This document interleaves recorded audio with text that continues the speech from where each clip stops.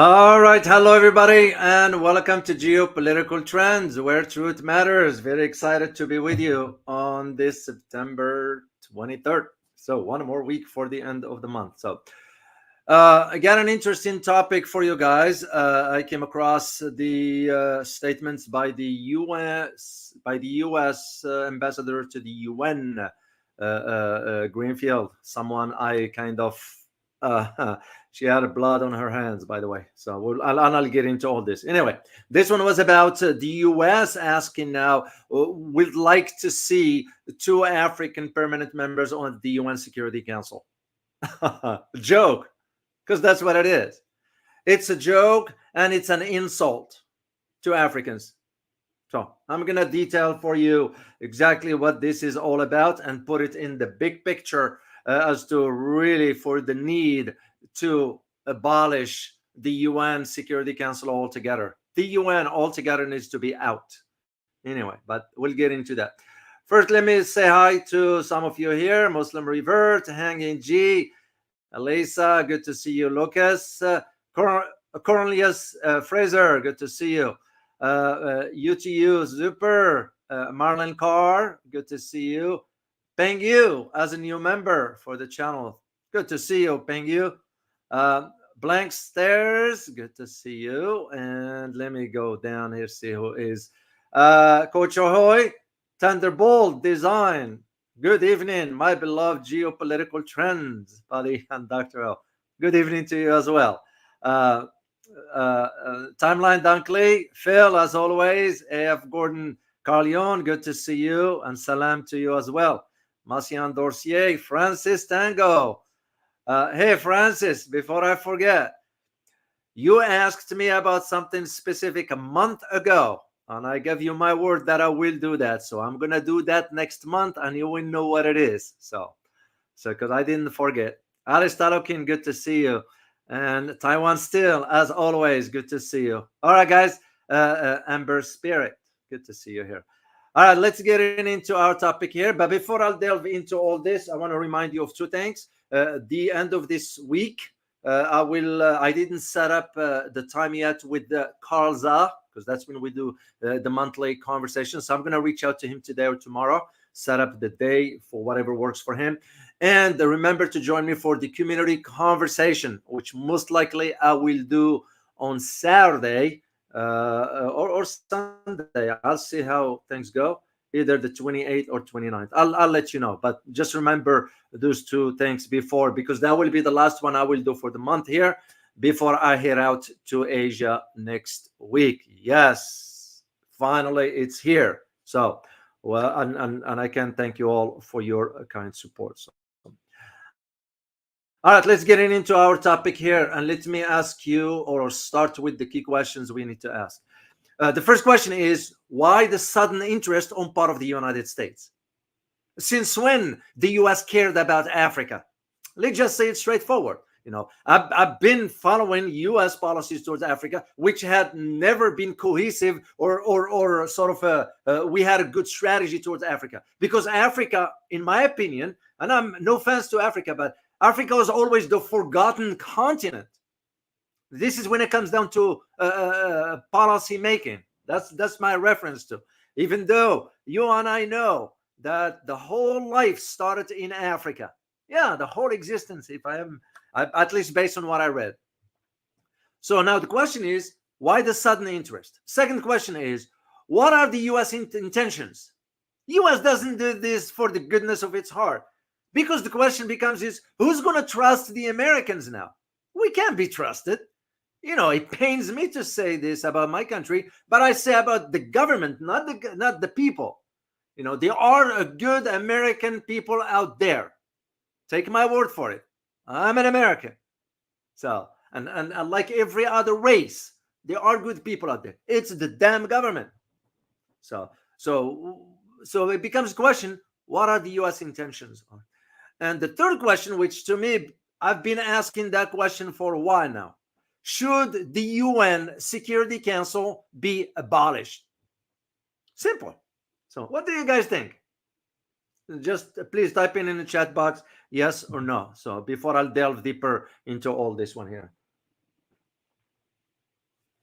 By the way, no more tea. I feel better.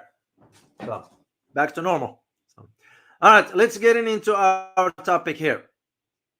So I'm gonna start with a clip that I need to share with you, and it's long, but I'm not gonna play it in its entirety. I'll just play about the few first a minute or two, and we'll just go from there. So because you need to hear this particular clip here. Share screen. Okay, and this is from the a former African Union ambassador. Very, very, very interesting. So, so if you will be kind and like, because I can hear once I play it, if you will be kind and just give me a thumbs up that you can hear when once it starts playing. Says the U.S. want Africa to have permanent seats on the UN Security Council, but without veto power. Let's get to the bottom line. It's one of the most debated questions in the history of the United Nations. Why do only 5 countries have veto power over all decisions at the Security Council? For almost 80 years, they've been at the food chain. China, France, Russia, UK, and of course, the United States. The world has changed since then, but the UN Security Council has not. Decades ago, the P5, or the Permanent Five as they're called, decided to allow countries to join as rotating non-permanent members with no veto. After all, the Security Council is the most powerful body at the UN, with the ability to impose sanctions and to authorize the use of force against countries. And now Washington is talking about creating permanent seats for 2 African nations, but get this, with no veto power. Why? And why now? Today we're talking with Adikana Chihom Commerce for the African Union. I want to start with a film clip of the U.S. Ambassador to the United Nations, Linda Thomas Greenfield. Let's listen. As it stands, there are currently 3 non-permanent seats on the Security Council allocated to African countries on a rotating basis for 2 years. The problem is these elected seats don't enable African countries to deliver the full benefit of their knowledge and voices to the work of the Council, to consistently lead on the challenges that affect all of us and disproportionately affect Africa. That is why, in addition to non-permanent memberships for African countries, the United States supports creating 2 permanent seats for Africa on the Council. It's what our African partners seek, and we believe this is what is just.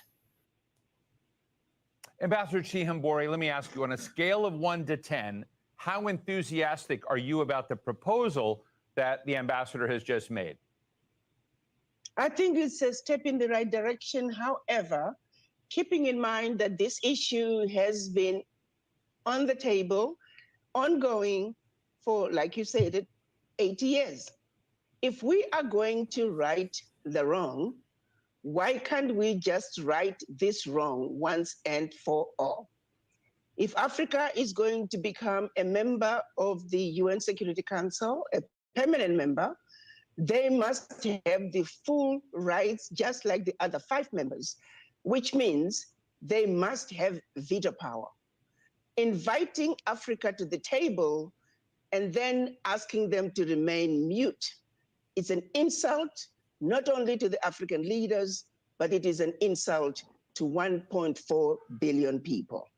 We appreciate what Ambassador Greenfield is saying. We appreciate the efforts she has made.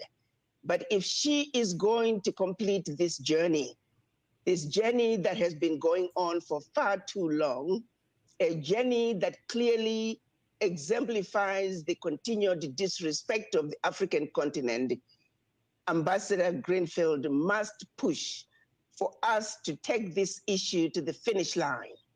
Africa must have 2 permanent seats at the UN Security Council with full veto power. Nothing less is acceptable. And I do believe that the United Nations, understanding how long this issue has been going on, how long the disrespect of the African continent has been going on, it is shameful that United Nations would want to continue to blatantly disrespect the Africans by inviting them to the table, but then saying, sorry, you can't eat. You can only watch us play our games. You can watch us enjoy the 10-course meal. What a joke, what an insult. And I do hope that the African leaders are not going to accept it. Africa must be at the table as a permanent member of the UN Security Council, and the 2 seats must have veto power, plain and simple, period. All right, guys, I know it's long. I am going to provide you the link if you want to listen to the entire video. It's about, I think, 17 or 24 minutes, somewhere around that time. So anyway, I just want you to hear at least for what the former African Union ambassador had to say, and she was spot on. I mean, if you hear the last parts of the clip, you will understand why.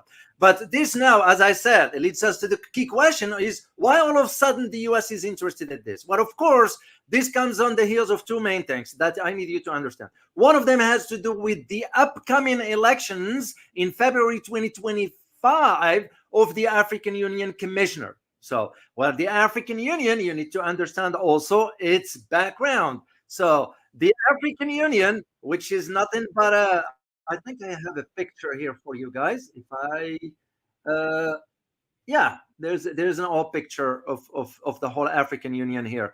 African Union, as I said, intergovernmental organization, which was established, by the way, in 2002. And what was the purpose of it?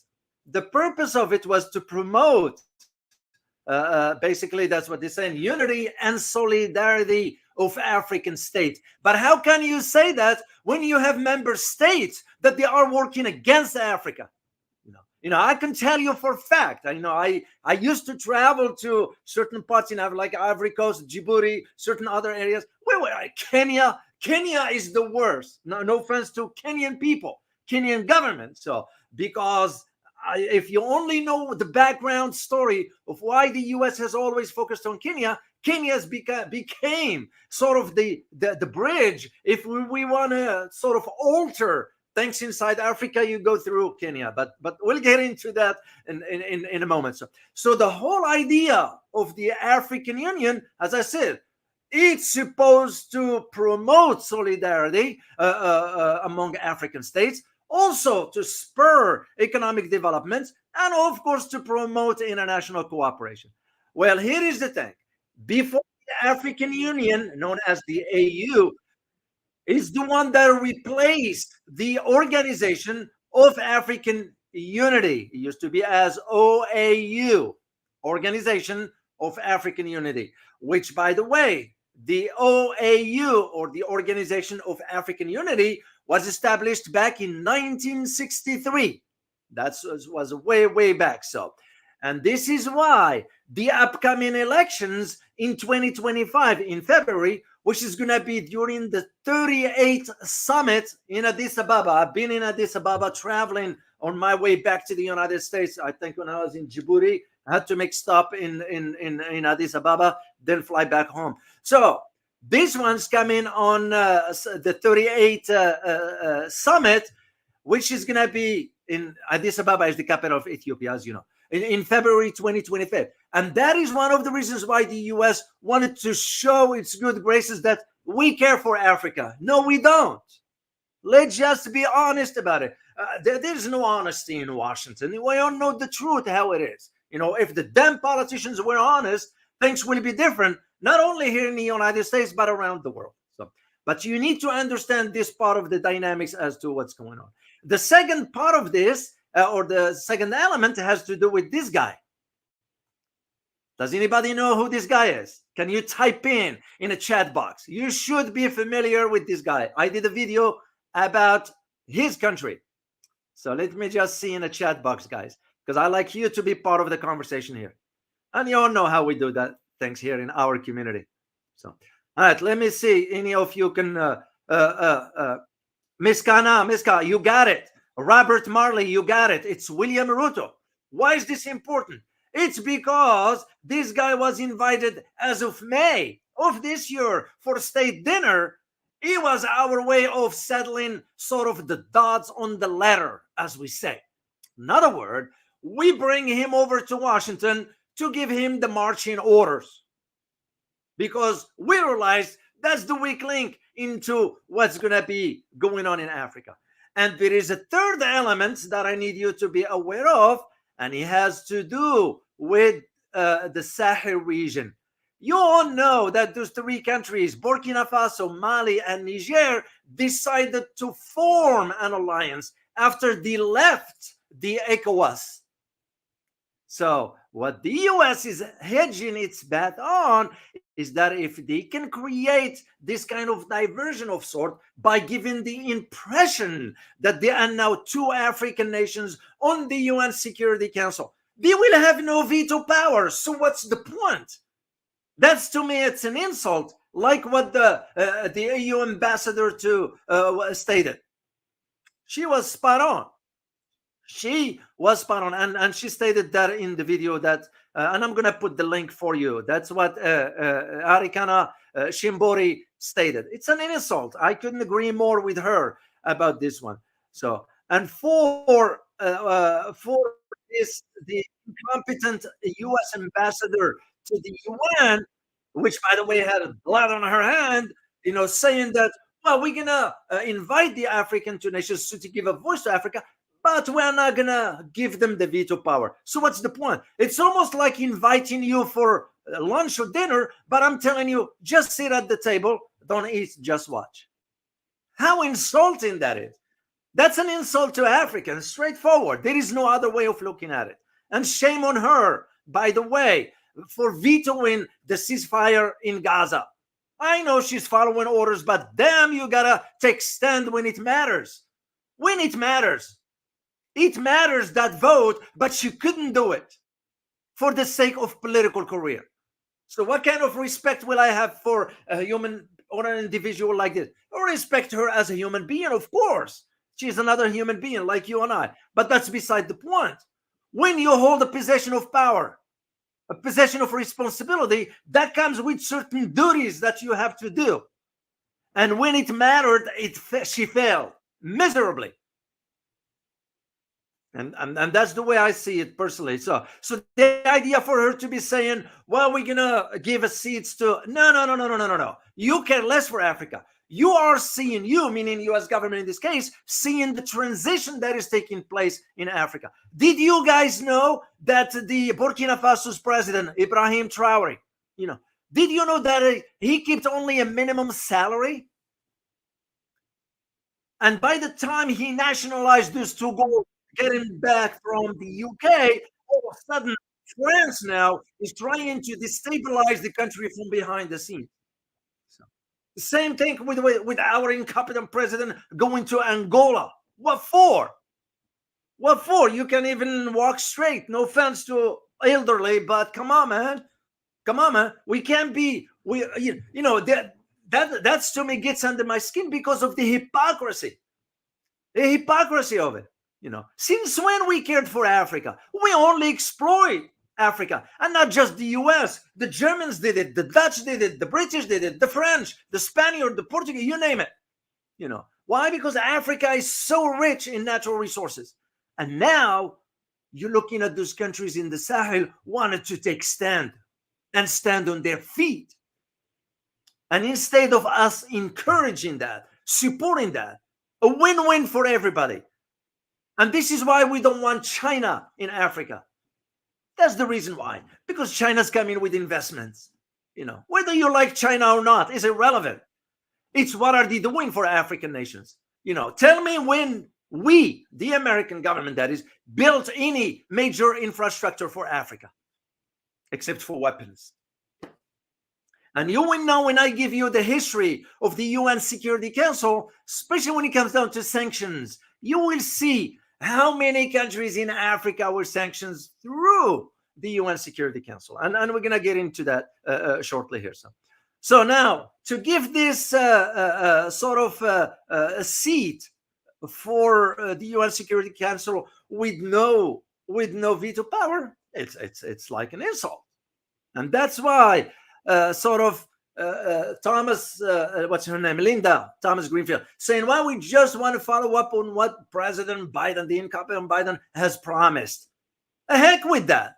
How is that going to translate to the life of the average African citizen? That we are exploiting their resources to our benefit.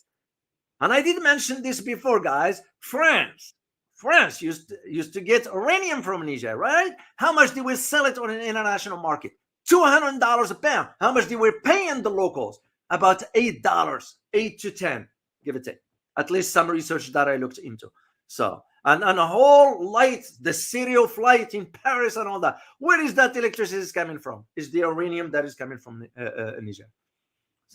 So this is why when the U.S. saying, well, we're going to support the expansion of the UN Security Council. No. There is something behind the scene that they are pushing for that one. So, and however, Greenfield went ahead and said, well, we're going to oppose giving them the veto power. Well, then what's the point? You want them just like to serve you, in this case, meaning the U.S. in this case. How can you do that? You know, I don't know. But this is a much bigger problem than just the US and Africa. This is the big problem of the entire entity itself. Because to me, what it means with all this, the setup is dysfunctional. And that's why I'm in vote of this ban,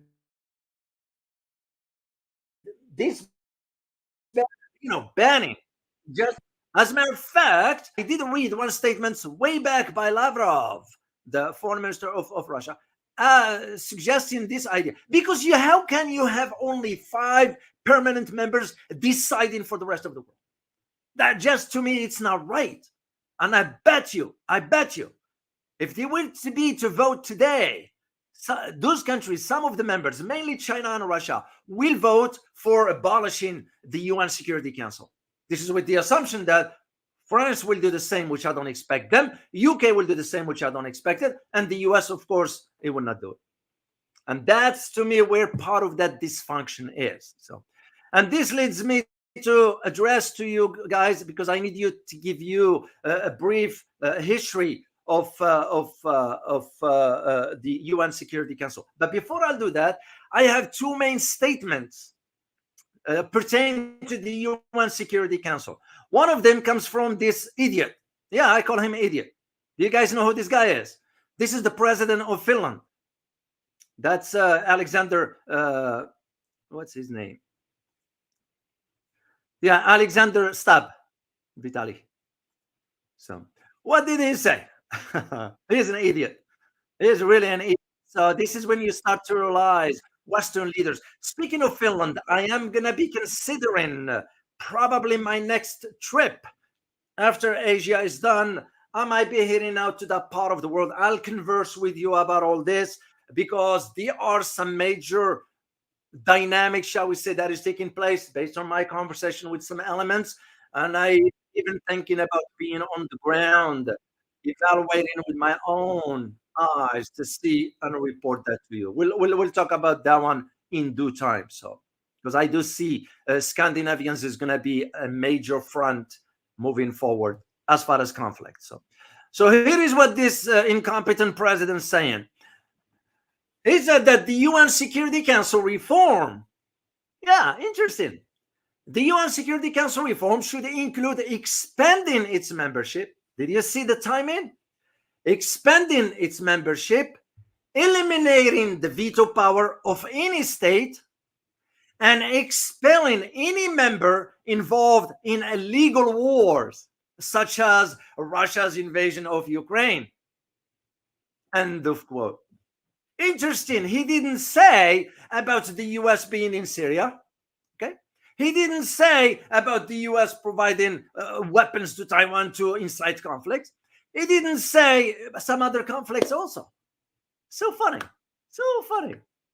So, and it just shows you right there the incompetency of these leaders while talking big, but it's hollow. It is hollow. So, the same thing, statements also came from another incompetent. Excuse me.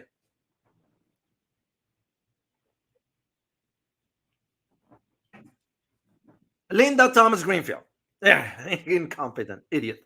So she said, and I quote, "We use our veto to promote interest of U.S. government." So we've had some serious issues with the use of veto because we use the veto on issues, all of us, that are important to us. Nonsense.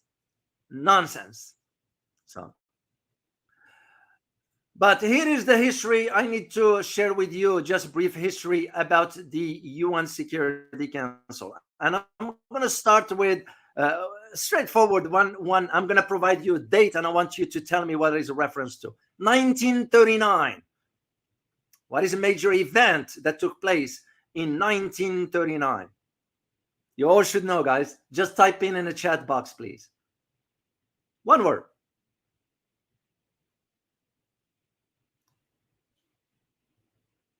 Yeah. World War II. That is correct. Muslim revert. Yeah, 1939, the outbreak of World War II. So, and of course, this one directly led to what? The dissolution of the League of Nations. Remember, the League of Nations was established. And by 1941, who was the American president at that time, in conjunction with the Prime Minister of UK, Winston Churchill, conceiving that the League of Nations needs to be replaced. It was none other than, which American president was at that time? 1941, guys. Thank history. Oh, Roosevelt, Karakulak. You got it. It was Roosevelt. So what happened? They were already talking about the notion of we need to replace the League of Nations, right? So what happened between these two, Roosevelt and Churchill? They envisioned that this global alliance, so which will be led by, as Roosevelt called them, the four policemen. That's why if you look at the history, guys, if you look at the historical record, you will see this reference of the four policemen. Where are they? Or who are they? The United States, UK, Soviet Union, and China at that time. Why is this? The chief members of the Allied forces in the war at that time. And so the idea evolved as war was raged on. And in June 1945, which is just over 1 month from the victory of the European D-Day, the United Nations Charter was signed, 1945. So the Charter took effect in October. That's when it was on that year, 1945. Just over a month after what major event happened 42 for those four to declare victory? What is a major event that happened that led to that victory with one particular country in mind? Let me see if you guys know.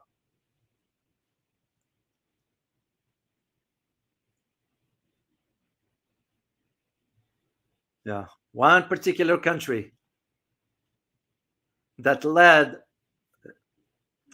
Oh, Keith Stone, you got it, Keith, you got it. It was Japan, the surrender of Japan, formal surrender on the deck of the USS Missouri, rather, finally bringing the war to an end. So, and this is where, of course, that becomes the beginning of the UN Security Council. But the idea that I need you to understand, because it's very, very important. And the reason I'm saying this, because when I did my own studies about during my master's degree, because my master's was a focus on international security. And one of them has to do with truly understanding the whole idea of the international relations and the unipolar world and so forth. So one of the focus that I had to do is understanding the dynamics of the UN Security Council, because it will play, or has played and continue to a degree, played a major role when it comes down to global affairs. This is why it's important. I decided to do this brief history briefly here, of course, about the UN Security Council. But there are controversies surrounding that. The Security Council as a whole is made up of 15 member states. So, and this, of course, includes the 5 permanent, France, and the 4 policemen, UK, China, Russia and the US. So this is why it's known as P5, permanent 5. So it was until the Russian Federation was reorganized as the Soviet Union legal successor in 1991. So here's the point. My point is it's not about this. My point is about the remaining 10 seats. And those are held by elected representatives of their respective regions for about 2-year term. So what do you have? You have African states holds 3 seats. Okay. You have the Asia Pacific holds 2 seats in addition to China. You have Eastern Europe holds 1 seat in addition to Russia. You have Latin America and the Caribbean holds 2 seats.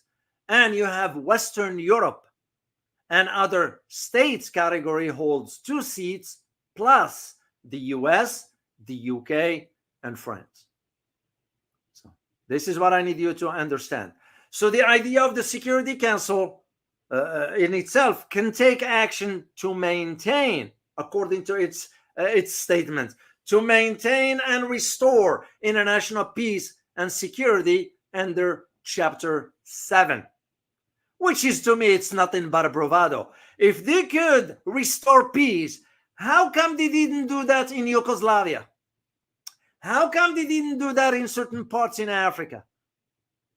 So that's, to me, where the dysfunction is, because you can't be saying, well, we're gonna do this one here for those countries, and at the same time you are doing something different.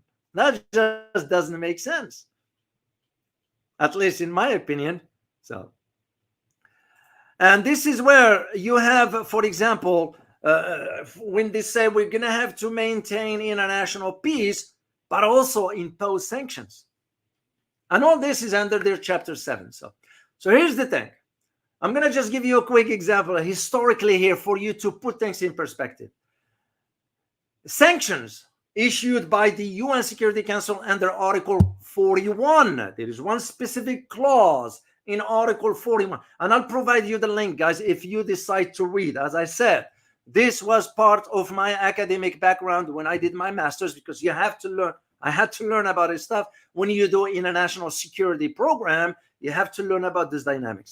So under Article 41, this is part of where the sanctions of the UN Security Council comes in. So here's the thing. I'm going to take you back to 1966, the year when I was born. So 66, the Security Council has established about 31 sanctions regimes. Yeah, this body right here, right there, I want to share a picture. Yeah, the UN Security Council issued about 30 of those. Okay. And here is, I'm gonna state the countries for you to know. 31 sanctions regime. So first one starts in the islands of Rhodesia. Then you have South Africa, the former Yugoslavia, twice, Haiti, twice, Angola, Liberia, 3 times, Eritrea, Ethiopia, Rwanda, Sierra Leone, Cote d'Ivoire, or Ivory Coast, Iran, Somalia, Eritrea, Daesh. You all know what Daesh is, right? The group, the that was in the Middle East. The other group that did 9/11, right? So to speak. Iraq, twice. Democratic Republic of Congo, Sudan, Lebanon, Democratic Republic of Korea, the PRK, Libya, twice. The group in Afghanistan, the T1, starts with the T. Guinea-Bissau, Central African Republic, Yemen, South Sudan, and Mali. What is the common denominator in all this, guys? Did you notice how many African nations were sanctioned by the UN? And this is, again, to highlight to you the importance of understanding why all of a sudden the US wants to give Africa 2 seats. We don't know, by the way, we don't know which 2 African nations yet. So he just said he will give Africa 2 seats. But the problem in Africa, there are countries that are a puppet of the US. To my knowledge, they are about the treasury or finance minister of some countries travels to the United States twice a year. Why do you think they go to the US for? You're smart enough to read between the lines. This is why, till Africa get rid of corruption altogether, nothing will change. Africa will need leaders like Ibrahim Traore of Burkina Faso. You give guy credit. Whatever way he came to power for was to serve his country. And now ask anybody in Burkina Faso, will they want to see him replaced? They're going to tell you no. Why? Because he's working for his country. The investments he's doing for his country. But some nations, not all, I shall not generalize. Some in Africa are still corrupted. So I'll start with Kenya. I'll start with Nigeria. And it's the reality. Because for Kenya, if you look at its history, this is a picture of what's his name? Daniel Arap Moi. I remember him way back. Of course, there were some irregularities in the elections in 1991 or 1993, if I recall correctly. So, and of course, the power had to be centered because of the corruption aspects of it. Now you have this guy here, William Ruto. So, and my point, when I'm pointing at Kenya here, there are other countries in Africa that still are corrupted, including, for example, Egypt. Do you think Egypt is not corrupted? You'll be mistaken to think otherwise. So, and this is my point, guys, just for you to understand the big picture as to why all of a sudden the US, we care for Africa, we want them to have seats at the UN Security Council. No, it's because we are seeing the changes that's coming up to Africa economically, strategically, with the presence of China inside, with the presence of Russia, and the expansion of economic infrastructure. And we don't want to see that. And especially after the Sahel region have kicked the French and the British, and even the Americans. When you look at the map now, as far as the presence of Western, tell me in this part of the world, where do you see the presence of the West in the Sahel region? I don't think so. And the US just left permanently Niger. Yeah. But you do see the presence of Americans in Kenya. You see certain presence in Djibouti, Ivory Coast. There's some, because I've been there. So, and that is my point, guys. You need to understand that when you hear the US already promoting or supporting, no, there is a catch to that. US will not do it for the sake of doing it. Because if it were the case, we would have done other things in other parts of the world. We would have not promoted the conflict in Ukraine. We would not insinuate or intensify the tensions in the South China Sea. We would not support NATO bombing in Yugoslavia back then. We would not turn the Middle East upside down, especially Iraq. We would not steal oil from Syria. We would not turn Libya upside down.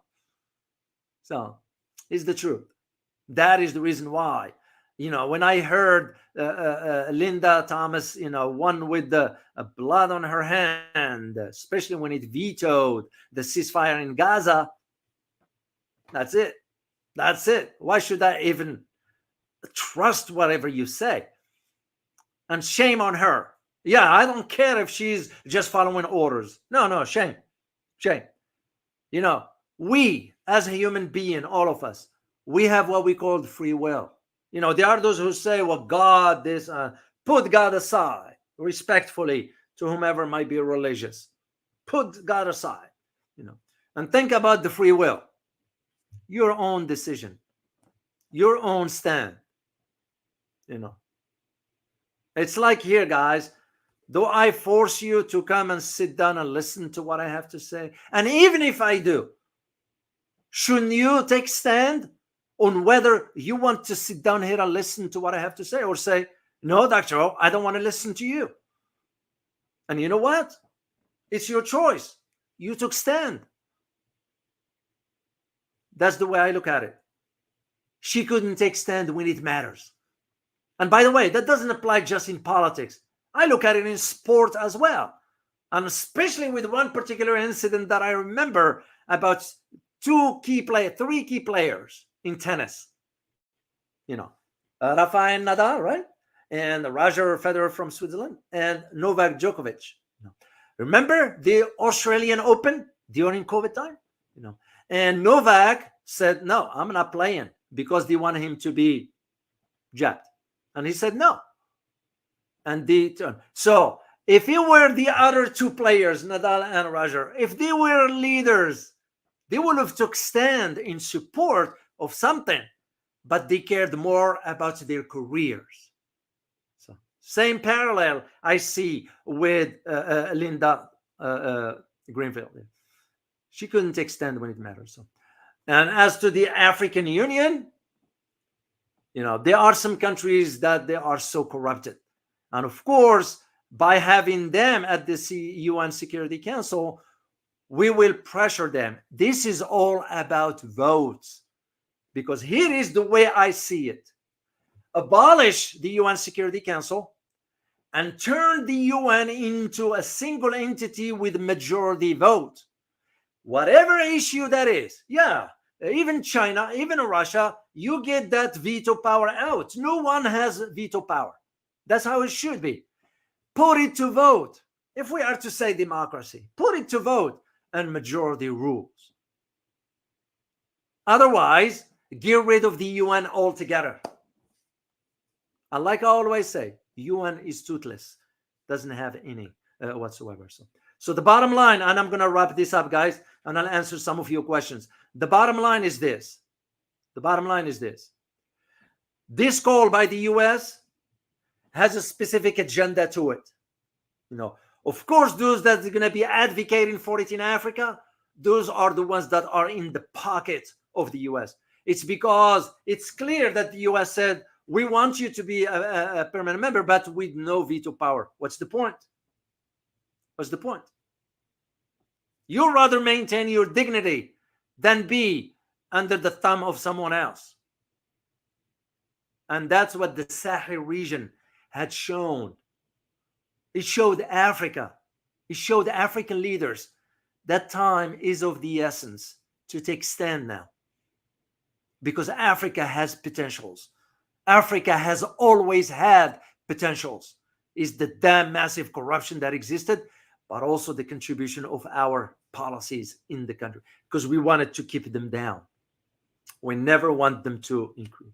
Because if you are to think about, without vote, 1.4 billion people in Africa with no veto power. So, well, I may as well say the same about India. If you are to think that way, then give India the veto power. Of course, India might not use it wisely, because there's also structural fragmentation within the government inside India. Society is another issue, because there are issues in the India society, like any other society. It's just my point to highlight to you. If you want to give this voice to Africa, you're going to have to think about India also. You're going to have to think about Brazil, And this is why, to keep it out of 5 permanent, that's not right. It's unjust.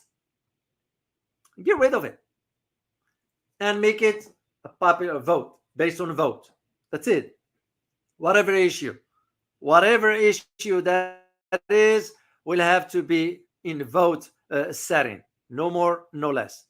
It's because if we are to say, well, it's because we want to reform this and expel that. No.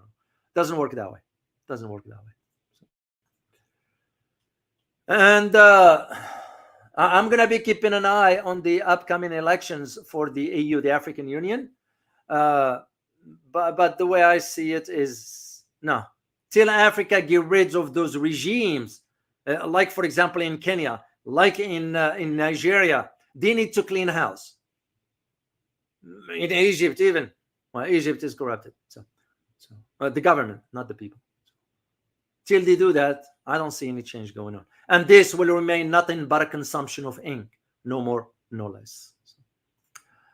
All right, guys, let me answer some of your questions here, and I'll sign off because I gotta work on some other stuff for you. But also, it's my last week before I head out to Asia. To those who have been supporting the channel, it is greatly appreciated. And as a matter of fact, yeah, I'm gonna do something. And speaking of the members on the channel, by the way, make sure to. I did put some link to one of my books if you want to get it there. So, all right, let me answer some of your questions, guys. Leon, or Lion, I'm sorry, Lion Champion. The AU is corrupt. That is correct. I agree with you. I used to travel to Africa when I was working inside the government, and you know, we dictate the term to certain countries, especially Kenya. So it's just the idea of it. So, all right, timeline, Dunkley. Dr. O, why don't China make a security council with other countries around the world? Yeah, that means you have to create another entity, you know. And again, if you're gonna replace this with that, then what will be the point? Yeah, it could, because I will say the same arguments. Why can China now and China and Russia together push for another BRICS? Because of India, you know, but it's not gonna work. It creates confusion. So yeah, they could do that, but I just don't see, and I don't think so. China wants to get into the weeds of all this. Well, this is why I'm seeing China's moving in a different direction altogether. So I have one professor in mind. He's at the University of Fudan in Shanghai. I intend to reach out to him. He teaches international relations, if I'm not mistaken. And if I can, I'm trying to locate his personal email. His name is, yeah, let me put it in the screen for you guys. And Chiang Tian, maybe I pronounced it correctly, but here, let me put it for you guys at the banner. I'll share it on the screen. So right there. That's his name. He teaches international relations. So I'll really like to have a conversation with him about, for you guys, about the current state of affairs regarding global order. So we'll see once we get to that. So that's why timeline Dunkley, I don't see that one. China will do that one. All right, another question. Let me see.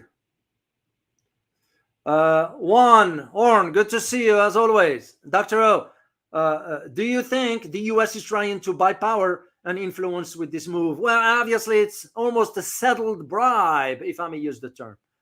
Yeah, that's our way of, because remember, you know, what's going on right now, and even with Niger, Mali, and the Sahel regions. What happened recently with them? They turned down the IMF. They say, we are not interested, thank you. You know, it's because they know where things are headed. So the US is trying to pave the way, because if you maintain that fragmentation, you know, you will be able to influence policies. But you're gonna do that with the weak leaders. You know, the US can't do this with the leaders now of Burkina Faso, of Mali, of Niger. No, they won't be able to do that. So the answer to your question is yes. We're trying to influence the outcome by corrupting them, basically. That's what it is. Okay, let me see another question from you. Daya Huwaidi, good to see you. What do you think about the political situation in Tunisia? Yeah, I've been sort of perplexed as to really the tensions that exist with Qais Said, the president. I don't claim to know the depth of what's going on, except now that I know the Tunisian society is as fragmented as it can be, especially when it comes down to its political system. So I hope they can fix it, because I don't see the reason why. I mean, we did have a presence, military one, in Tunisia. So I was aware of, I used to know the head of the base, the commander at that time, way back.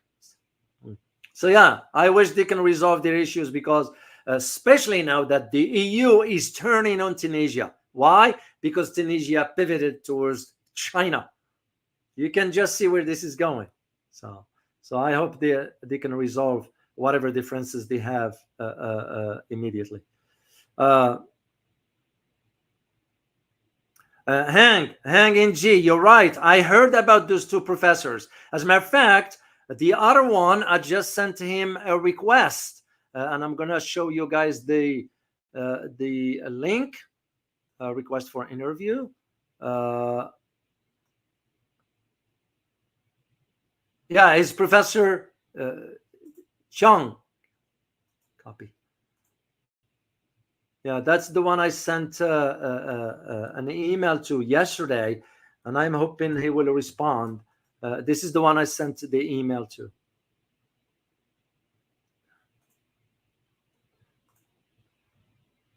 Okay, let me show you the banner here. Right here.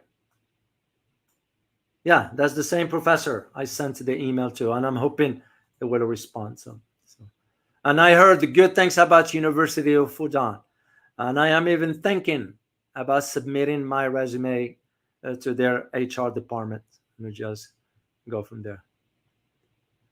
Robert Marley, you're right. What a childish world they have made. Indeed, where things are headed. And I am even thinking, guys, we're going to need to get our heads together. Yeah, you involved, you as well, because you have something to say. We're all going to need at some point soon get our heads together and think about how we can promote certain aspects of peace.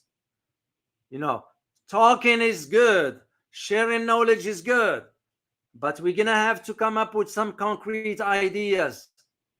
You know, we are not politicians, we are not officials, and don't think that we can't influence the trajectory. We can. It's just we have to get our heads together. And I'm thinking about ways of how we're going to do this moving forward. So I agree with you, Marty. Robert. All right, let me see another question, guys. Let me see here. Oh, I agree with you, Khadija. I agree. We humans possess some level of intelligence. I don't care whether you have PhD or not. It's irrelevant. It's the level of intelligence. All of us have something. Where the difference is, some of us have tapped into that energy inside and others don't. That's the only difference.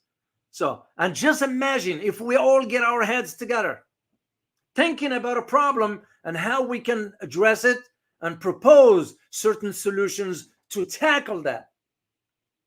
Don't tell me all of us in this community, we have no ideas. I refuse to believe that. I refuse it.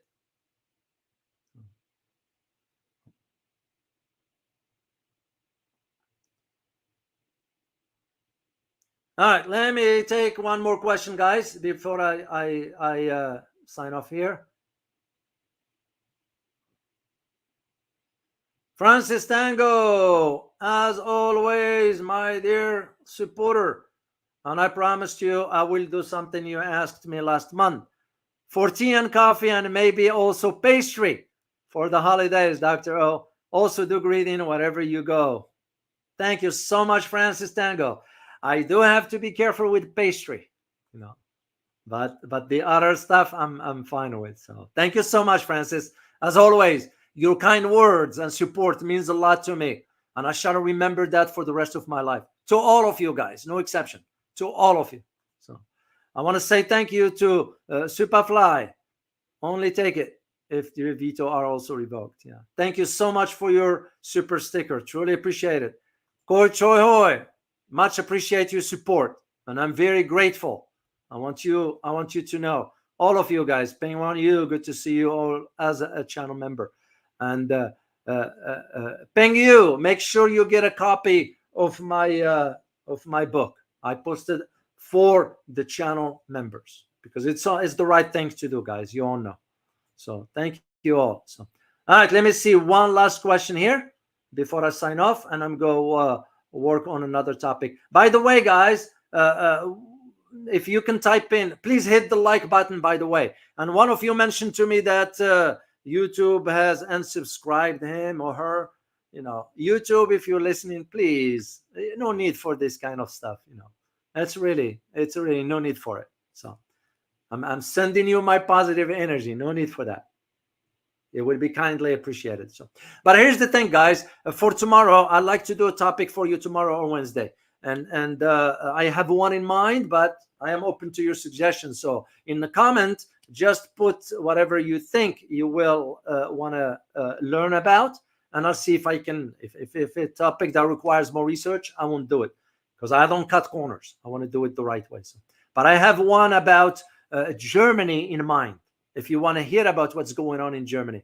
I don't know if you heard the recent elections, local ones, where it's going. That's to me an indication of what lies ahead. Yeah. All right, let me see here.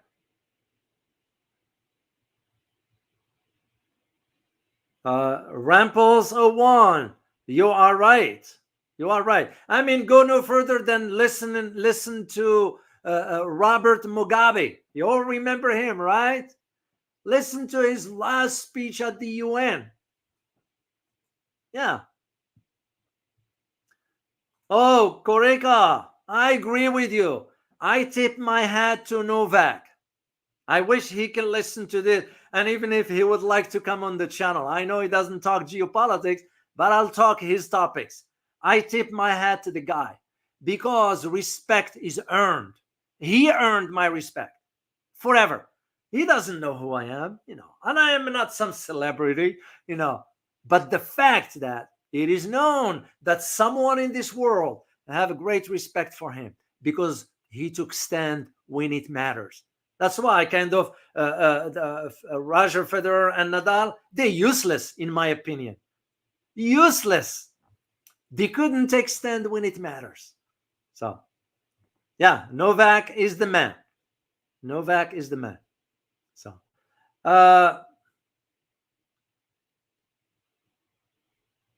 Khadija, I like that. I like your statements.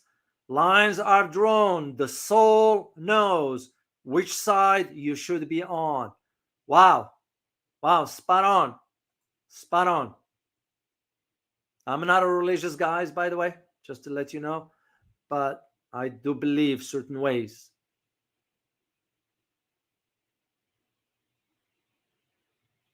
I do believe.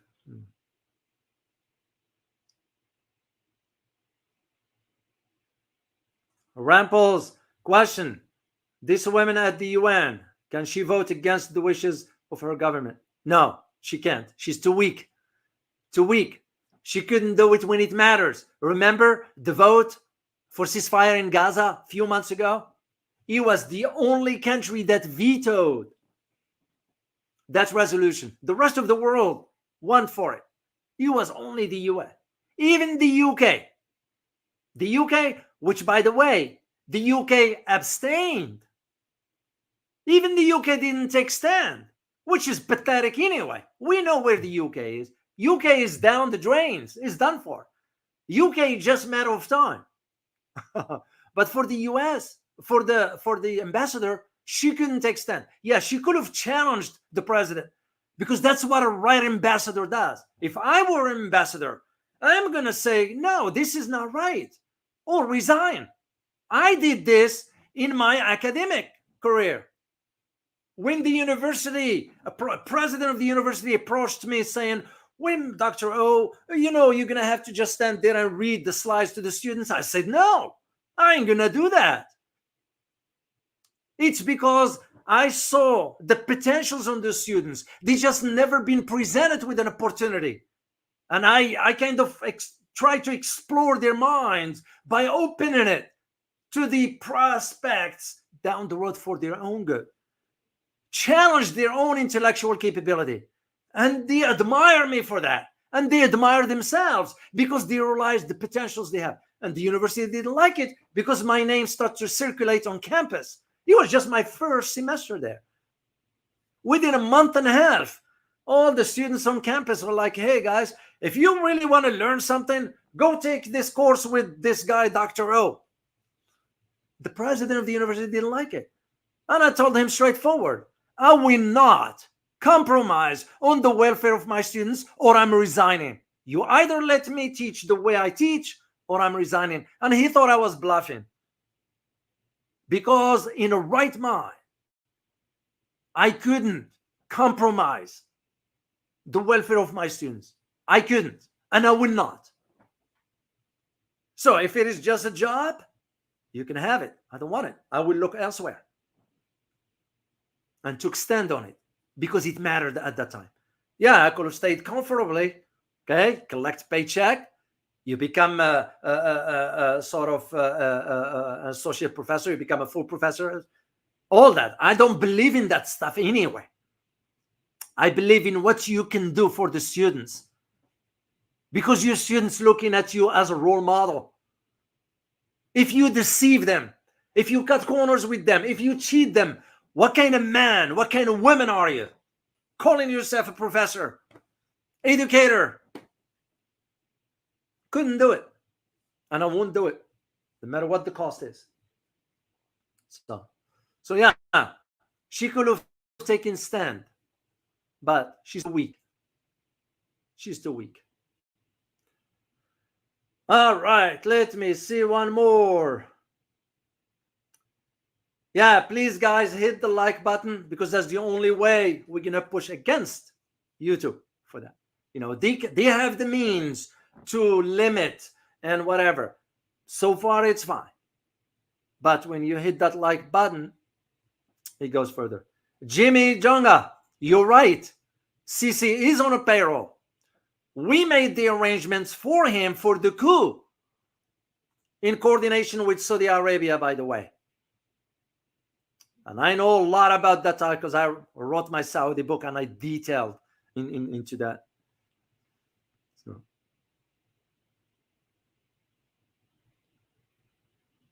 So that's a great question here from you. Which country in Southern Africa is not a puppet or corrupt? Yeah, you could think of South Africa itself. Let me see. Let me bring you guys the map here, and I'll take a look quickly here. Yeah, Zimbabwe. You know, Angola. No, Angola is no. This is why Biden is going there. There is a specific reason, because remember, Angola used to be a member of OPEC member. He left in 2024 January, I believe. Okay, guys, I'm gonna sign off here, and I'm gonna go work on my the topics for you guys. For I might put a survey for you for the topics, and we'll decide together, because I like you to be part of this decision as well. So, as always, remember, geopolitics impacted daily life. Till next time, guys. Bye bye.